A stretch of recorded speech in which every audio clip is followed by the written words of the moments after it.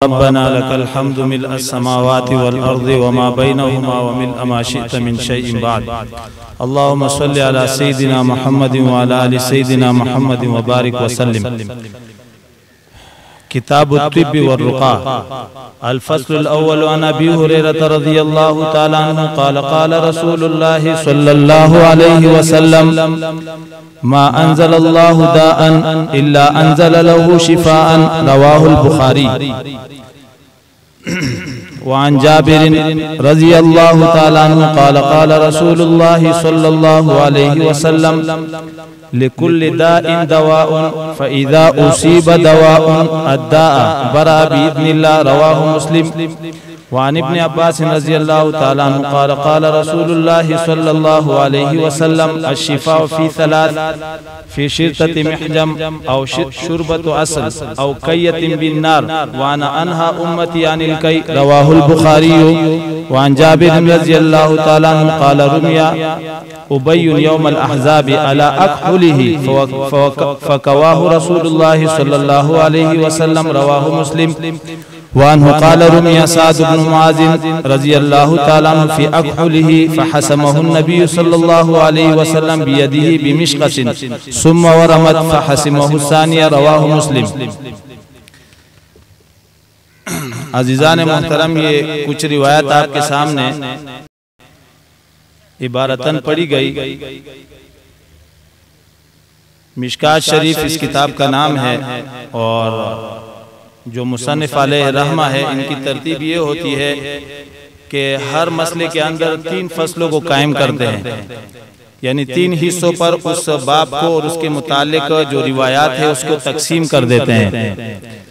अल फस्लुल अव्वल, उसमें जो मुत्तफ़क़ुन अलैहि रिवायात है, इमाम मुस्लिम और इमाम बुखारी रहमुल्लाह ने जिन रिवायात को लिया है उन रिवायात को वो उस मजमून के मुतालिक जमा करते हैं। दूसरी फसल जो और अहादीस मुख्तलिफ किताबें हैं जो सहीहैन के अलावा है उनकी रिवायात को जिक्र करते हैं। और तीसरी फसल उसमें फिर मुख्तलिफ सहाबा का असर हो, ताबीन के अक़वाल हो तो वो उसमें नकल कर देते हैं। तो बहरहाल हजरत का हुक्म था, अल्लाह ताला सही तरीके से इसको समझने की भी, समझाने की भी और उसी के मुवाफिक इलाज मुआलजा और जो हम जिस शोबे से मुंसलिक है हक तरीके से करने की तौफीक अता फरमाए। सबसे पहले बात तो मैं ये करूंगा कि मुसन्निफ़ अलैहि रहमा ने जो यहाँ उन्वान बांधा है किताबुत तिब्बि वर रुक़ा, ये जो हम लोग अक्सर लिखते हैं ना कि जिस्मानी और रूहानी बीमारियां, और ये बिल्कुल मुसल्लम है। जिद और हठधर्मी के अंदर लोग इसका इनकार कर देते हैं। वो समझते हैं कि नहीं, सिर्फ जिस्मानी बीमारियां होती है, बाकी रूहानी बीमारी शायद 2 के फ्रॉड और 2 नंबरी का नाम है।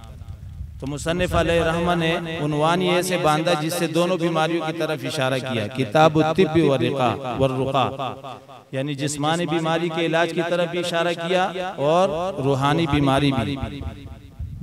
जो जिस्मानी बीमारी होती है उसके लिए दवाई का ज्यादा एहतमाम किया जाता है, तवज्जो भी उस तरफ जाती है, असबाब भी उस तरफ आसान हो जाते हैं।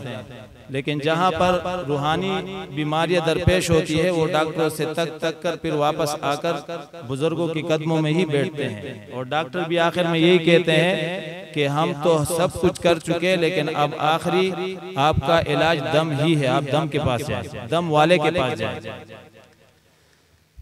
एक दफा एक बहुत बड़े इदारे के मुफ्ती साहब हमारे शादियों के इम्तिहानात बहुत होते रहते हैं, कभी कोई आकर इम्तिहान लेते, कभी कोई आकर इम्तिहान लेता है। हर तरह से इन्होंने हमारे इम्तिहानात दिए, लेकिन अल्हम्दुलिल्लाह कभी ना हमें फंसा सके हैं और ना कभी हमें मुजरिम ठहरा सके हैं। अल्हम्दुलिल्लाह वो हक की अपनी एक तस्खीर होती है। आए थे मुलाकात करने किसी के जरिए से, ये नहीं बताया कि मैं किस इदारे में हूँ या मेरा ओहदा क्या है, नाम ना उस इदारे का नाम लूंगा ना उस मुफ्ती साहब का, लेकिन वो वाकया बता देता हूँ। तो उन्होंने मुझसे पूछा कि आप लोग का सुना है कि इस सिलसिले से ताल्लुक है, आप लोग इलाज मुआलजा करते हैं, ये रूहानी और जिस्मानी बीमारी में फ़र्क क्या होता है? आप लोग रूहानी जिस्मानी बीमारी का जो है लगाया हुआ होता है। तो अल्लाह ताला ने दिल पर वारिद किया और अल्हम्दुलिल्लाह ये बात मैंने शेख हजरत के सामने भी रखी, तो हजरत ने उसकी तस्वीर भी फरमाई और अल्हम्दुलिल्लाह माशाअल्लाह और बारक अल्लाह के अल्फाज भी नसीब हुए। मैंने उनको कहा कि अगर एक इंसान अपनी तकलीफ जो हो रही है उसकी कैफियत को बयान कर पाए तो ये जिस्मानी बीमारी है, लेकिन जिसको रूहानी तकलीफ होगी वो अपनी कैफियत तकलीफ वाली बयान नहीं कर सकता। आपको ये कहेगा आपको समझ में नहीं आ रहा। दूसरी अलामत यह है कि जहां दवाई जल्दी असर करे समझ जाओ कि जिस्मानी बीमारी है, जहां दवाई असर नहीं कर रही तो इसका मतलब ये कि रूहानी बीमारी है। टेस्ट करवा रहे, तीसरा फर्क बता रहा हूं, टेस्ट करवा रहे हैं, टेस्ट में कोई बीमारी नहीं आ रही है, रूहानी बीमारी है। और अगर टेस्ट में वो बीमारी तशखीस हो जाए तो समझ जाओ कि जिस्मानी बीमारी है। तो उसके मुंह से गैर इख्तियारी तौर पर ये अल्फाज निकले कि आप लोग हक पर हो। तो उसके बाद मुझे शुबह हुआ और जिसके साथ वो आए थे फिर मैंने पूछा कि भाई ये बंदा कौन है, तो उसका नाम भी बताया, उसका ओहदा भी बताया और जिस मदरसे में बड़े ओहदे पर बैठे हैं। तो अल्हम्दुलिल्लाह अल्लाह का करम है, इस वक्त इस सदी में अल्लाह ताला शादियों से काम ले रहे हैं। अल्लाह ताला हम सबको हक तरीके से इस काम को मजीद आगे बढ़ाने की तौफीक अता फरमाए। हज़रत अबू हुरैरा रज़ियल्लाहु ताला अन्हु की रिवायत है कि रसूलुल्लाह सल्लल्लाहु अलैहि वसल्लम ने फरमाया, मा अंज़लल्लाहु दाअन इल्ला अंज़ल लहू शिफान। कहते अल्लाह ताला ने कोई ऐसी बीमारी नाजिल ही नहीं की जिसका इलाज और जिसकी दवाई नाजिल ना की हो। अल्लाह बीमारी बाद में बेचते हैं, इलाज पहले बेचते हैं। लेकिन फर्क मैंने बताया कि वो जिस्मानी और रूहानी तशखीस के हिसाब से हो जाता है। इंसान को नाउमीद नहीं होना चाहिए।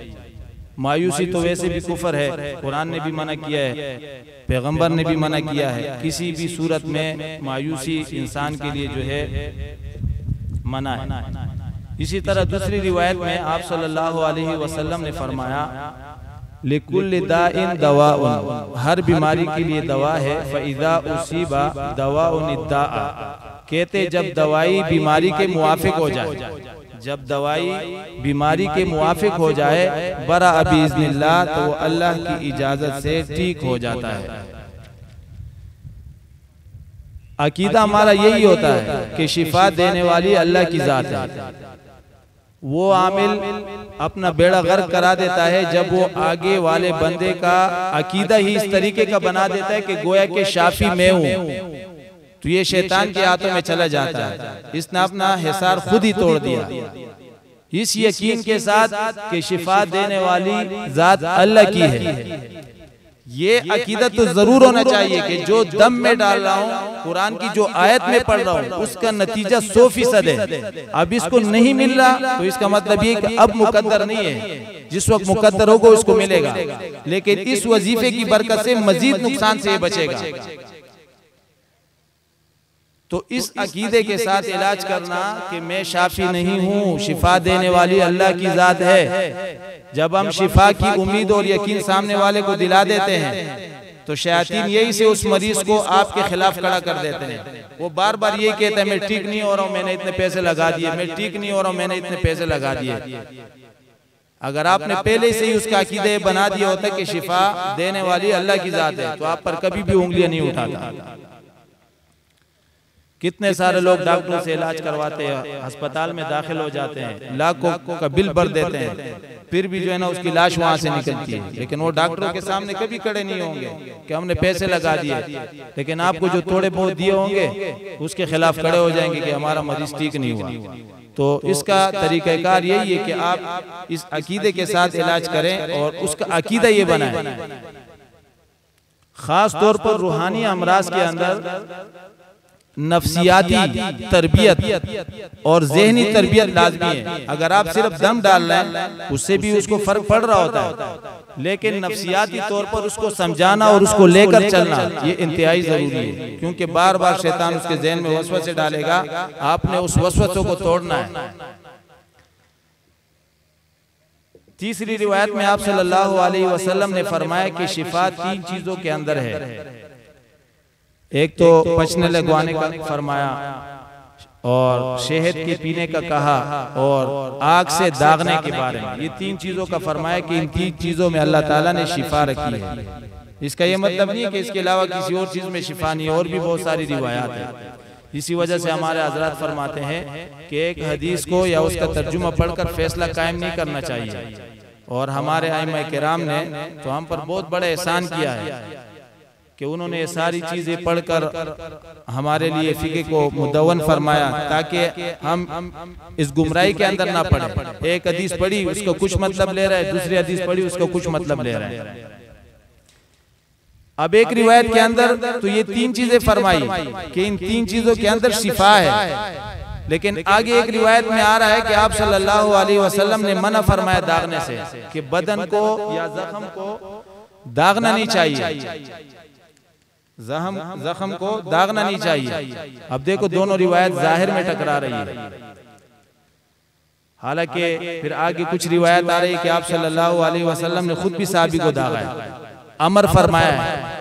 एक सहाबी को उसकी रग कट गई, नस कट गई, जिससे खून बह रहा था, वो खून रुक नहीं रहा था, तो आप सल्लल्लाहु अलैहि वसल्लम ने खुद लोहा गर्म फरमाया और उसके ऊपर रखा और दाग दिया। तो इसका मतलब ये हुआ कि जो इलाज मुआलजे के बहुत सारे मसाइल और जुजियात है वो आम उसूलों से अलग है, वो आम उसूलों से अलग है। वो माहिर जो मुआलिज होता है उसी को वो बात समझ में आती है।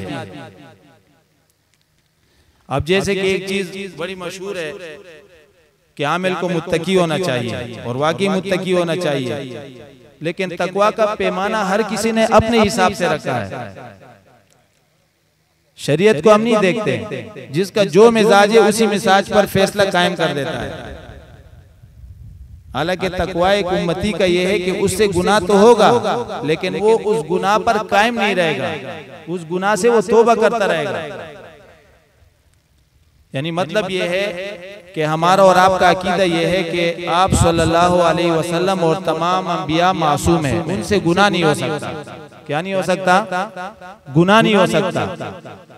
सहाबी महफूज है, गुनाह हो सकता है, गुनाह हुए हैं, लेकिन अल्लाह ने तौबे की ऐसी तौफीक दी है कि अल्लाह ने दुनिया में उनको पाक कर दिया है, जन्नत की बशारत दुनिया में ही दे दिए। कुल्लु वअदल्लाहुल हुस्ना। इसके बाद तीसरा दर्जा आम उम्मती का है, और आम उम्मती के बारे में यही है, कुल्लु बनी आदम खत्ताऊन व खैरुल खत्ताईन अत्तवाबून। हमारा और आपका दर्जा गुनाह होता रहेगा।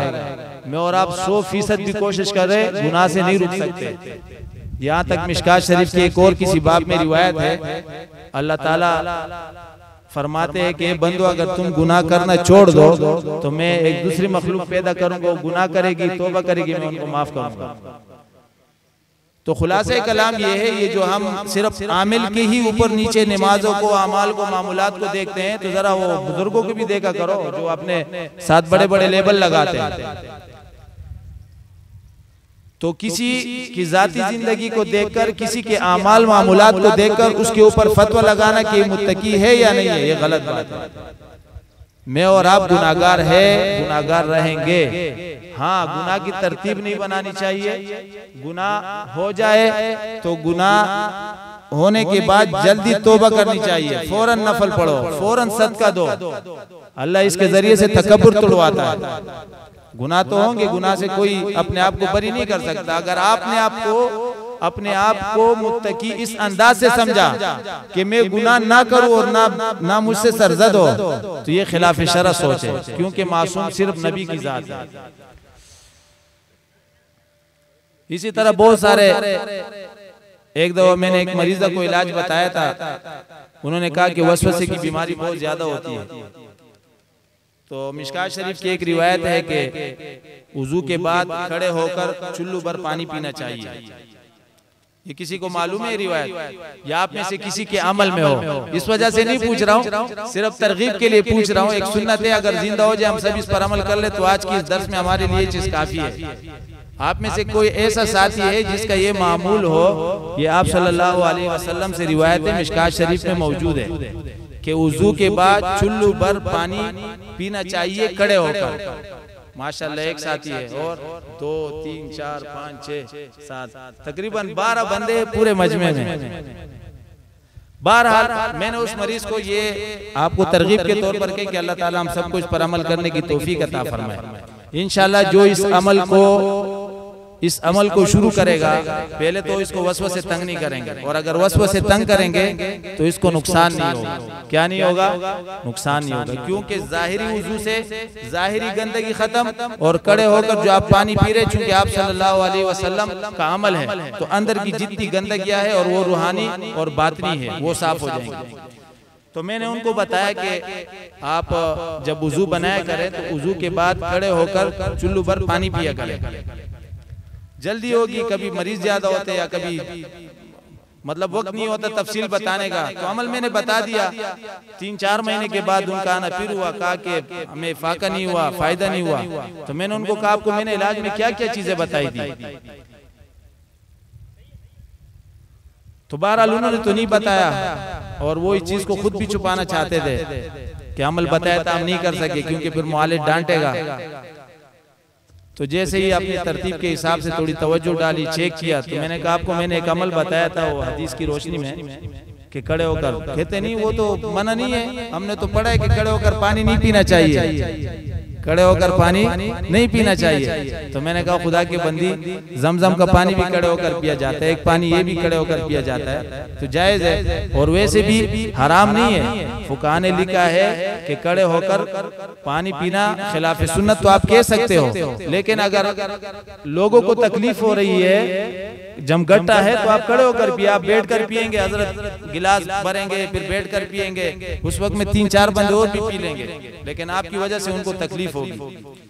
तो बहरहाल ये कि लोग अपने जहन को भी मुसल्लत करते हैं, अपने जहन के हिसाब से भी आकर आपको परखते हैं, आपको सोच रहे होते कि पहले सब में नमाज पढ़ते या नहीं, मैं उससे इलाज कराऊंगा। और उनको पता नहीं जब जादू काटते तो बेचारा जमात के साथ भी नमाज पढ़ना मुश्किल हो जाती है, उसको कहाँ इस चीज का पता चलता है। वो तो समझते हैं कि भाई मारा और यही है, ये 2 नंबर लोगों का काम तो नहीं है। ओरिजिनल तरीके से इस काम को करना माशाल्लाह आप सब इनमें तजुर्बाकार है, हम सब हजरत के शागिर्द है और इस चीज से वाबस्ता है, सबको पता है इस चीज का कि कितनी सख्त जो है ना उसका रद्द अमल आता है, जब जिस हिसाब से अमल होता है, जिस हिसाब से नजर होती है। अब जैसे आगे एक रिवायत आती है, चूंकि सारी रिवायत को तो पढ़ नहीं सकते, अभी टाइम पूरा हो गया, 2-3 मिनट बाकी है। जैसे नजर के बारे में आता है, आप सल्लल्लाहु अलैहि वसल्लम ने फरमाया कि नजर एक ऐसी चीज है कि जो जानवर को हांडी में उतार देती है और इंसान को कब्र में उतार देती है। अब जब ये रिवायत ये मौलियों साहिबान के पास आती है जो इलाज मुआलजे से वाबस्ता नहीं होते, उनके पास इनकी तशरीहात नहीं होती है और डर जाते हैं, और फिर ये भी कहते हैं कि हम तो दुआएं पढ़ते हैं फिर भी नजर लग गई, फिर भी नजर लग गई। तो हम बताते हैं आप अगर दुआ पढ़ते हैं वो नजर आपको नुकसान नहीं देगी, जब आप उस नजर का इलाज कराएंगे तो फौरन हो जाएगा। जो आदमी दुआओं का अमल नहीं करता उसकी नजर काटना मुश्किल होती है। जो आदमी अपने मामूलात वगैरह सब करते, इसकी मिसाल ऐसी जैसे जाल पड़ा होता है, या आपने ऐसे हाथ रखे, कोई गले में रस्सी नहीं डाल सकता, अगर डालेगा भी तो आप आसानी से हटा देंगे। ये समझ में आ रही बात या नहीं? तो खुलासे कलाम यह है कि मुसन्निफ अलैहिर्रहमा ने इन दोनों चीजों को इकट्ठा एक ही बाब में इसलिए बयान किया कि इंसान के साथ 2 चीजें वाबस्ता है, एक जिस्म है और एक रूह है। जैसे जिस्म बीमार होता है ऐसे रूह बीमार होती है। अल्लाह ताला हम सबको इन चीजों को समझने की तौफीक अता फरमाए, और इंशाअल्लाह की जो रिवायत होगी तो उस रोशनी में कल दोबारा दर्स होगा जोहर के बाद इसी टाइम 30 मिनट बल्कि 10 मिनट है, 4-10 के ऊपर जो है ना सबक खत्म होगा। आगे एक और रिवायत है, वान अबी सईद अल-खुदरी रज़ियल्लाहु ताला अन्हु क़ाला जा रजुलन इला नबी सल्लल्लाहु अलैहि वसल्लम फ़क़ाल इन्ना अखी इस्ततलक़ बत्नु। हज़रत अबू सईद खुदरी रज़ियल्लाहु ताला अन्हु से रिवायत है, वो फरमाते हैं कि रसूलुल्लाह सल्लल्लाहु अलैहि वसल्लम के पास एक शख्स आया और फरमाने लगे कि मेरे भाई का पेट जारी हो गया है, इस्ततलक़ बत्नुहु, उसका पेट जारी हो गया है। फ़क़ाल रसूलुल्लाह सल्लल्लाहु अलैहि वसल्लम अस्क़ी असलन, कहते उसको शहद पिलाओ। फ़सक़ाहु थुम्मा जा, उसने शहद पिलाया, फिर आया उसका भाई। फ़क़ाल सक़ैतु फ़लम यज़िदु इल्ला इस्तितलाक़न, कहते मैंने उसको शहद पिलाया लेकिन उसका पेट और ज्यादा जारी हो गया। फ़क़ाल लहू सलास मर्रातिन, तो उसको फिर 3 मरतबा इसी तरह फरमाया कि जाओ शहद पिलाओ। वो शहद पिलाता था, फिर वापस आ जाता कि अल्लाह के पैगंबर वो उसका पेट तो सही नहीं और खराब हो रहा है। फिर इसी तरह तीसरी दफा सुम्मा जार राबिया, चौथी मरतबा आया, फ़क़ाल इस्क़ी हसलन, कहते इसको शहद पिलाओ। फ़क़ाल लक़द सक़ैतुहु, जब मैंने चौथी मरतबा उसको शहद पिलाया, फ़लम यज़िदु इल्ला इस्तितलाक़न, फिर पेट उसी तरह और बढ़ गया। फ़क़ाल रसूलुल्लाह सल्लल्लाहु अलैहि वसल्लम, पैगम्बर सल्लल्लाहु अलैहि वसल्लम ने फरमाया, सदक़ल्लाहु व कज़ब बत्नु अख़ीका, कहते अल्लाह सच्चा है, तुम्हारे भाई का पेट झूठा है। क्योंकि कुरान करीम में शहद के बारे में फरमाया है कि उसमें शिफा है, बीमारियों के लिए शिफा है, हम उनको दे रहे हैं, उसको शिफा नहीं मिल रही। तो अल्लाह ताला सच्चा है और तुम्हारा पेट झूठा है, भाई का पेट। फसकाहु फबराहु, अब इसके बाद जब उन्होंने शहद पिलाया तो उसका पेट सही हो गया। अब इसमें एक नुक्ता है, आपके पास मरीज आता रहेगा जब तक, जैसे ये जिस्मानी बीमारी की थी, चूंकि दोनों चीजों को इसलिए बयान किया कि जैसे जिस्म बीमार होता है ऐसे रूह बीमार होती है। आपके पास मरीज आएगा, मैंने दम डलवाया, 2 दिन से इलाज कर रहा हूँ, 3 दिन से इलाज कर रहा हूँ, मैं ठीक नहीं हो रहा हूँ, आप फिर दम डालो, वजीफा दे दो, तब्दील कर दो। लेकिन ये नहीं कि आप अपने औजार और असले को फेंक दो, आप कहो कि नहीं मैं इलाज ही नहीं करता हूँ, मेरा मरीज ठीक नहीं हो रहा। मैंने आपको पहले बताया था, जब आप इस अकीदे के साथ इलाज करेंगे कि शाफी अल्लाह है, शिफा अल्लाह देता है, पैगंबर है, जिब्राइल अलैहिस्सलाम सीधा आते हैं उनके पास, फरिश्तों की मदद उसके साथ शामिल हाल है। उन्होंने तो अल्लाह को ऐसे नहीं कहा कि अल्लाह आपने इतनी ताकत दी और मेरा मरीज ठीक नहीं हो रहा, और मेरा और आपकी पीरी खराब हो जाती है, मेरा मरीज ठीक नहीं हो रहा। मेरे एक शागिर्द ने एक दफा फोन किया, उसने कहा कि इतना बड़ा मजमा लगा हुआ है, मैं तालीम करती हूँ, हजारों का मजमा मेरा तालीम सुनने के लिए आता है, मस्तूरात। कहता अब एक मरीज उन्होंने सामने कर दिया, उसकी हाजिरी खत्म नहीं हो रही। मैंने कहा तुम्हारे तकब्बुर को मारने के लिए इसकी हाजिरी खत्म नहीं हो रही, क्योंकि तूने अपने पीरी जो है ना, तुम्हारी निस्बत महफूज हो, ये अच्छा है कि अभी हाजिरी खत्म हो जाए, तेरी वाह वाह हो जाए। मैंने कहा इस वक्त तेरी नफ्स में कोई गड़बड़ है, इस वजह से तुम्हारा दम असर नहीं कर रहा। तो जब यहाँ से दम किया, हाजिरी खत्म हो गई। समझ में आई बात या नहीं आई? तो अगर हम इस चीज को सामने रखे कि करने वाली अल्लाह की जात है, और हम यही चीज सिखाते हैं, हजरत का बयान अरब में मुफ्तियान किराम को सुनाया गया। जब उन्होंने हजरत का बयान सुना और उसको तर्जुमा करके एक तर्जुमान ने दिया, तो उन्होंने कहा ये बिल्कुल हक है, ऐसे रुकिया बिल्कुल हक है। ये लोग तो हमारी बात को आगे जाने नहीं देते, ये लोग हमारे पास आते नहीं है, हमारे साथ बैठते नहीं है। और मैं कसम खाकर कहता हूँ, जो आया बैठा है वो हमारा हुआ है, वो दोबारा उनका नहीं हुआ है। क्यों ना हम शिर्क सिखाते हैं, ना हम 2 नंबरी सिखाते हैं, ना हम जादू सिखाते हैं, बल्कि हम सिर्फ अल्लाह का पैगाम और अल्लाह ने जो ताकत मुसलमानों को दी है, जिसको हम लोगों ने छोड़ दिया है, और कई सदियों से इस चीज की नाकदरी हो रही थी, अल्लाह ताला ने हमारे शेख को यह अता फरमाया, और जिसके बाद हम सबको ये मिल रहा है, और ये अनवारात और ये फ्यूज और बरकत हम सबको मिल रहे हैं। सब इसके गवाह है, क्या हम अपने मुंह से तारीफात करेंगे? तो खुलासे कलाम ये है। इसी तरह एक मरीज एक दफा हजरत के पास तशरीफ लाए, फरमाया कि मैंने एक दफा मंजिल पढ़ी, ठीक नहीं हुआ, फिर फरमाया दूसरी दफा पढ़ो, दूसरी दफा पढ़ी, मंजिल ठीक नहीं हुआ, 6 दफा पढ़ी, ठीक नहीं, कहते 7वीं मरतबा पढ़ोगे ठीक हो जाओगे, जाओ। समझ में आ रही बात या नहीं आ रही? तो कभी हौसला नहीं हारना। अगर मुआलिज का हौसला गिर गया तो मरीज कैसे ठीक होगा? आपने अपने अंदर खुद एतमादी और आपका यकीन भी मजबूत हो। ये नहीं कि आप खुद भी सोच रहे हो कि पता नहीं ये मरीज ठीक हो जाएगा या नहीं होगा, आप उसको गुस्सा हो रहे हैं, आप मायूसी का शिकार हो रहे हैं। शैतान इसी वक्त तुम्हारे सारे हिसाब तोड़ देता है। अल्लाह ताला हम सबको सही तरीके से लोगों की खिदमत करने की तौफीक अता फरमाए। जैसे रिवायात में आता है, खैरुन नासी मय्यनफउन नास, खैरुन नासी मय्यनफउन नास, तुम में से, लोगों में से बेहतरीन वो है जो लोगों को नफरसानी।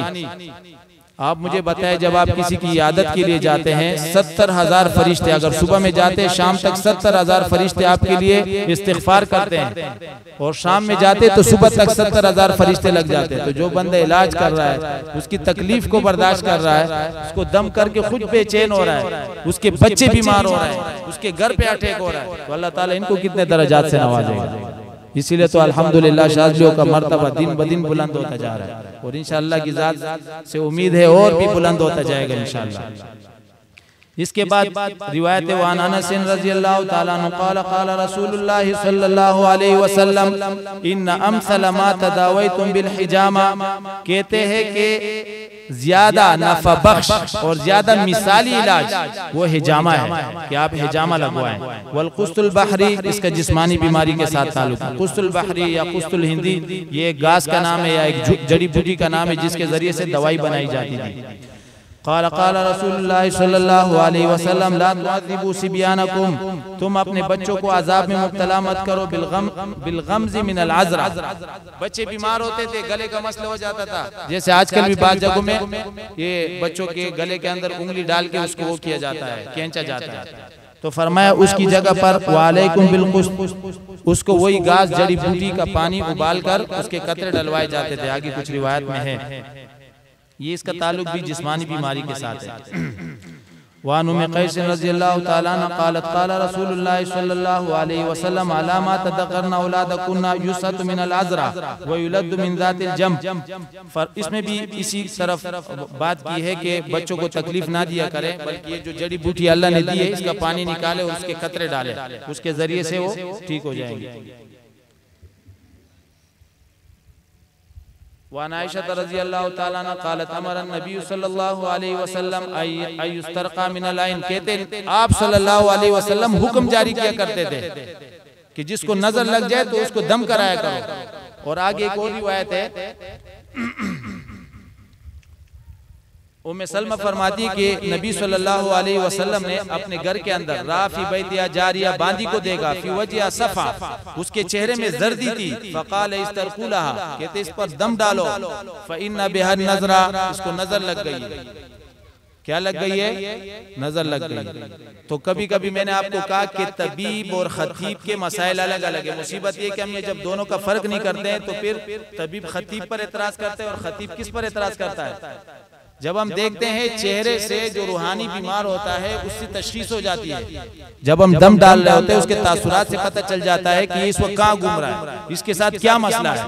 बहुत सारे लोग जो है फिर इतराज करते हैं कि आप बताएं क्या नामहरम औरत जो है ना वो चेहरा दिखा सकती है। भाई मुआलिज बनकर बैठे हैं, मुआलिज के तौर पर हम उसके इलाज कर रहे हैं। जो ऑपरेशन वगैरह होते हैं अस्पतालों में कौन करता है? तो औरतें थोड़ी करती है, अक्सर सर्जन होते हैं, इक्का दुक्का कोई औरत होती है। तो इलाज के सिलसिले में जायज है। आप सल्लल्लाहु अलैहि वसल्लम ने जब उनके चेहरे को देखा तो आप सल्लल्लाहु अलैहि वसल्लम ने खुद तशखीस फरमाई।